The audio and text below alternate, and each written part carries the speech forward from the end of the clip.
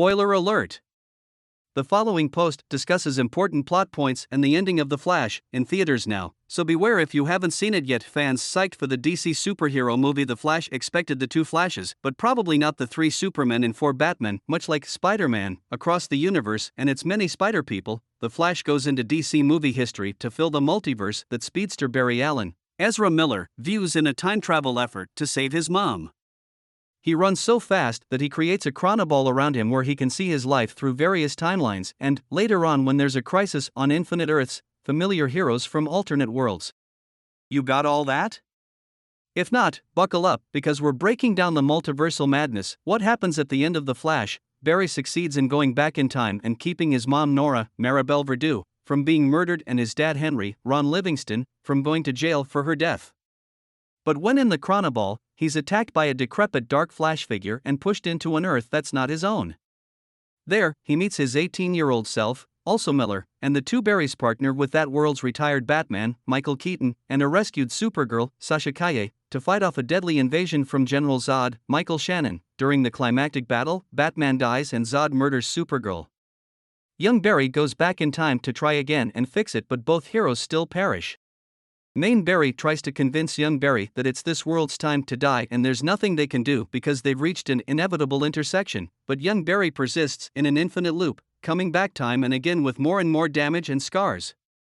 Ultimately, it's revealed that young Barry is Dark Flash, and it's young Barry who finally sacrifices himself, thereby also killing Dark Flash, to make sure the main Barry lives.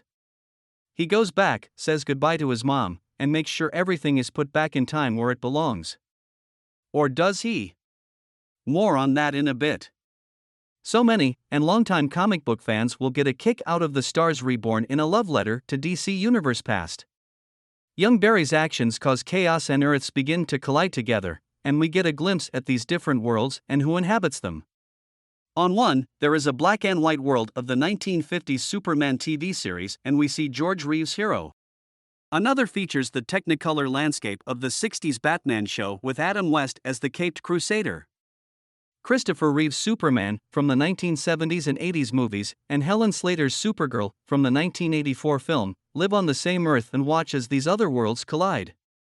The most bizarre of them all, Nicolas Cage's Superman battling a gigantic spider, a nod to Tim Burton's scrapped Superman Lives movie at Who's the Batman at the end of The Flash. Barry returns home at the end of the movie, but he's made one small change that has seemingly altered his status quo again. While back in time, Barry moves the canned tomatoes in a grocery store from the bottom shelf to the top, ensuring that his dad looks up at the security camera. This new evidence frees Henry from prison and gives Barry a happy ending. However, Barry has to deal with one last apparent butterfly effect. He gets a call that his pal Bruce Wayne is meeting him at the courthouse, but it's not the Bruce he knows, Ben Affleck, or the Bruce he just met, Keaton. Who the expletive is this? Barry asks as George Clooney's dapper Bruce, from 1997's much-maligned Batman and Robin, arrives to greet him. Barry stammers for a moment and finally gets out, "You're not Batman."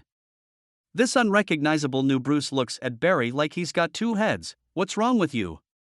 Barry tries to smile and his front tooth pops out, a gag from earlier in the movie where he lost it and superglued it back, as the credits start to roll.